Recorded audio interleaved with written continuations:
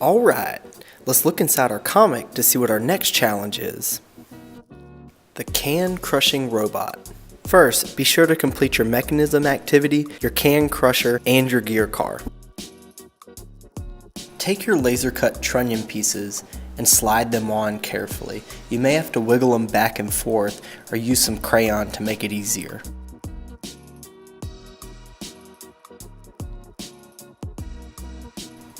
Then using two 3/4 inch screws, mount this to the end of one of the black plates.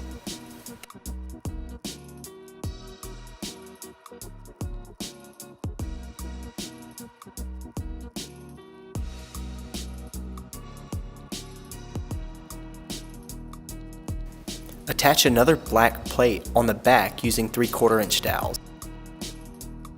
Be sure to put both dowels on this side.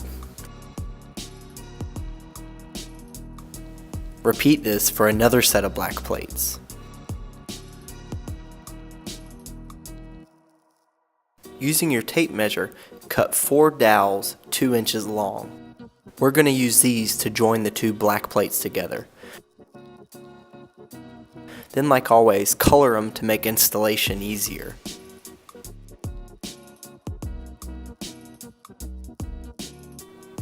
We're going to install these in the corner holes. Push them on halfway in each corner. Push down on a gear to keep from damaging your table. Join these black plates together with black blocks.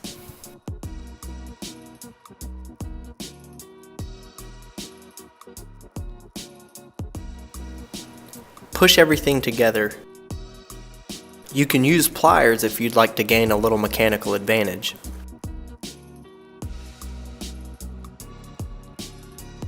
Now we need to cut 2 sticks 3 holes long. So count 1, 2, 3, cut the 4th. Repeat that. Then cut 1 stick 9 holes long and another one 11 holes. Then trim the ends to make it look neat.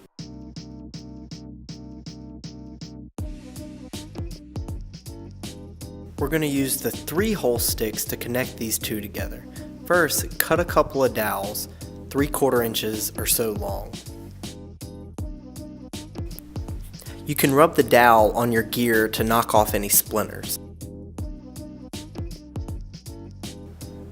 Now, ream one of the holes on the outside of your 9-hole stick and then both of the outside holes on your 11-hole stick. Be sure not to ream too many holes or else it won't work properly. Install each of these dowels in the outside holes of one of the 3-hole black sticks. Then with the black sticks aligned, press this on to the unreamed hole on the 9-hole black stick. Slip the 11-hole stick on the other side and secure it in place with another 3-hole black stick. And then push the dowels onto one side of the 3-hole black stick. You'll see why this is important later. You want everything to be able to rotate free, so bend your black stick like this in order to free it up if it's not already.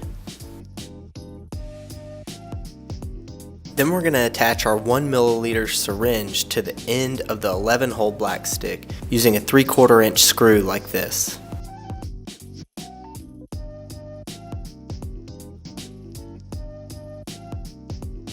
Tighten everything down and then add a second nut. The second nut is what engineers call a lock nut.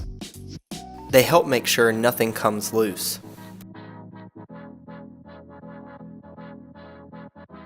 Cut 4 dowels 2.5 inches long.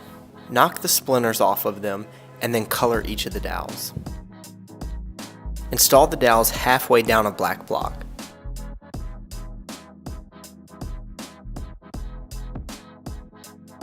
Then install the black block 7 holes over from the seam, somewhere in the middle of the plate, and then the other black block 2 holes next to it.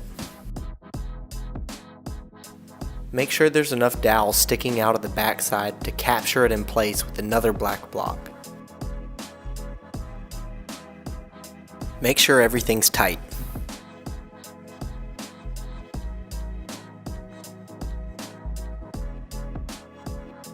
Install a 2-inch dowel in the center hole of one of your 30-tooth gears.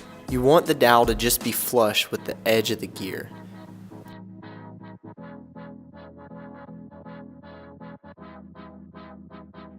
Then install a 3/4 inch dowel in one of the outside holes. Again, you want it to be flush with the edge of the gear. Then put one washer on the center dowel and 2 washers on the outside dowel. You'll see that if you try and install the gear too far in, it'll hit the black blocks, and too far out, it'll be too far to connect to your mechanism. So play around with the location, see if you can figure it out. Drop your connecting rod and slide in place, and then see if it has clearance to go back and forth. You'll notice if the screw's the wrong way, it'll get caught on the black plate. If this is the case, flip it over.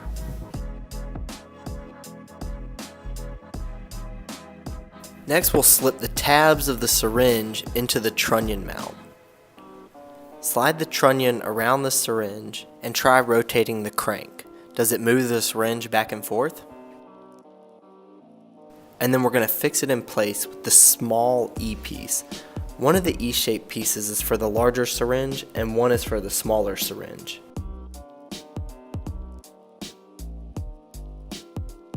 Fix the slide in place with a couple of black blocks. You want the black blocks to be loose so the slide can move free. Fix the connecting rod in place with a washer and a little piece of slide stop. Hey, since you've already invented the gear car, this would be a wonderful place for you to hit the pause button and then try and figure out how to add the gears to this on your own. Next, we're going to get to building the gears. On the other side of the crank, install a washer and a large gear. Remember, we want it to be loose so that it can turn freely. Now we're going to add another gear reduction. I'm just going to cut a dowel a random length, and if I need to cut it shorter, I always can. Then knock the splinters off, color it, and then push a small gear on. We'll add a washer to reduce friction and then put it in a place where it engages the large gear. We'll see that we can't put a gear on this side because then it will come in contact with the crank. So we're going to have to keep everything on this side. I'm going to push my small gear on a little bit further, put it back in, fix it in place with a washer and some slide stop, then check and make sure everything's free to rotate. Now we can add another large gear. And then lastly, another small gear and a pulley. I'm just randomly cutting the dowel and I can always cut it shorter. So push the gear on, and then we're going to use a piece of slide stop to make sure that these two gears engage properly. Otherwise the gear can just float around. So I'm going to just cut a length of slide stop, and like before, we can always cut it shorter if it's not right. Slide it on, then slide your washer on and try it out. For me, I'm going to need to take everything back off and cut it again. Perfect. Add another washer, slide stop, and then add a pulley. Now, things may get loose when you push your pulley on, so just make sure that you adjust everything so it's tight but not too tight. Now we're going to install our motor. It can go in a lot of different places, so just put it wherever you would like. The only thing is you need to make sure it can line up and the belt can fit over the two pulleys. I'm going to put mine here. I'm going to insert my countersunk screw and then tighten it in place with the nut. I can't really get my hand in there to get the nut started, so I'm just going to pull this off. Sometimes you have to take things apart to get things back together. This is true when you're working on these projects, but it can also be true when you're working on something like a car. Then put everything back together and then tighten your motor mount up.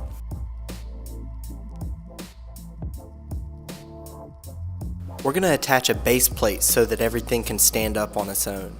For this, we're going to use rubber bands and dowels. The big thing is you just want the rubber bands to be tight. So for this one, we're going to have to move the dowel up just a little bit.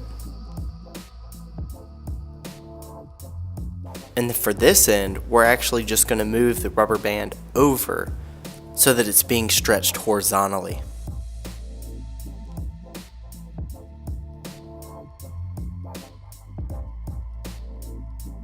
We're going to repeat this for another plate. For this dowel, we're going to have to play around and find a location where it won't get in the way of the gears. And then to get it on, we're going to have to take this gear back off. It's not a big deal because we can easily put it back together.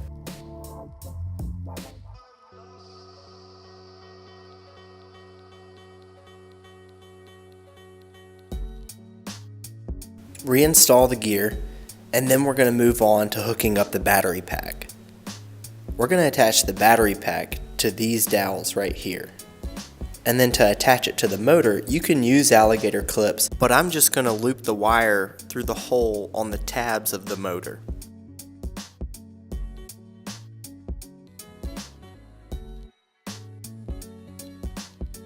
Now we can connect the two pulleys with a rubber band. Try it out and see how it works. For me, I had to adjust my pulleys because they were a little misaligned and it threw the rubber band off. When I did my little trial run, the trunnion pieces came out. So what I'm going to do is add a little bit of sticky tack in the slots on the E-piece. This will hold everything in place.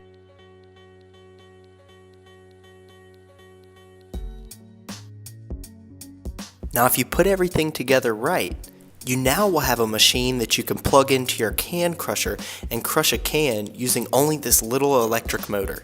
If it doesn't work, you might want to make sure that your gears are loose enough. You'll notice this is a little slow, and instead of watching it, we're going to turn it into a robot.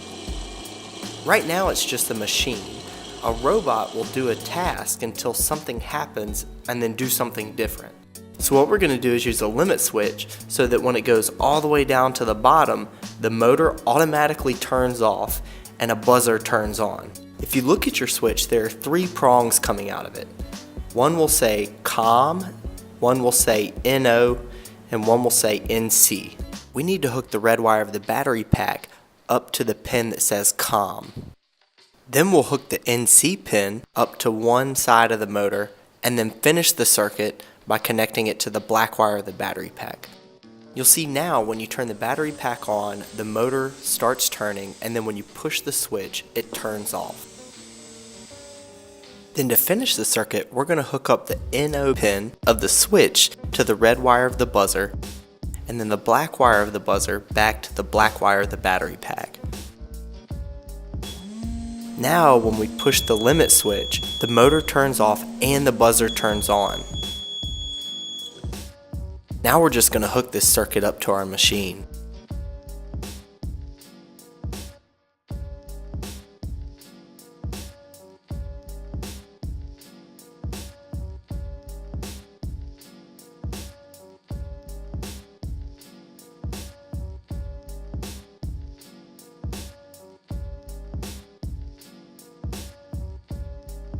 The last thing we need to do is mount our limit switch.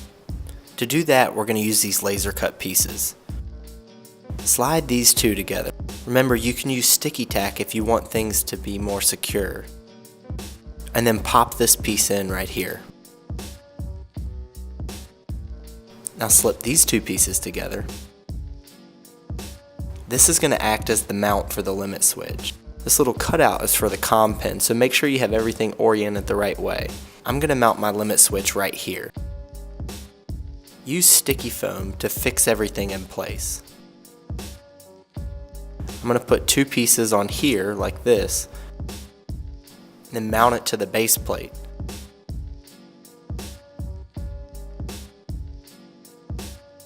Then I'm going to put a piece of sticky foam on here to mount the limit switch to the mount.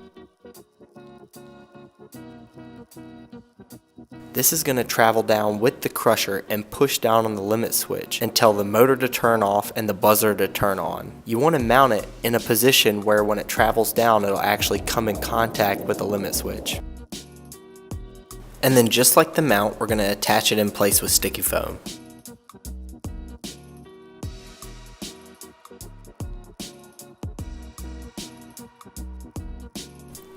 Woohoo! Now our robot is ready. Switch it on and try it out, and then let it go through its paces. See if it'll crush a can all the way.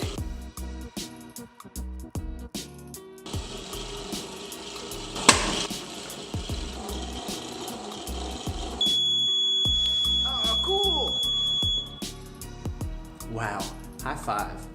That was awesome. That was a really complicated build, and you totally rocked it. Hey, when you get finished, ask your parents to post a picture and we'll send you your next badge. In the meantime, get ready for your electric guitar mission. Have an awesome day. Over and out.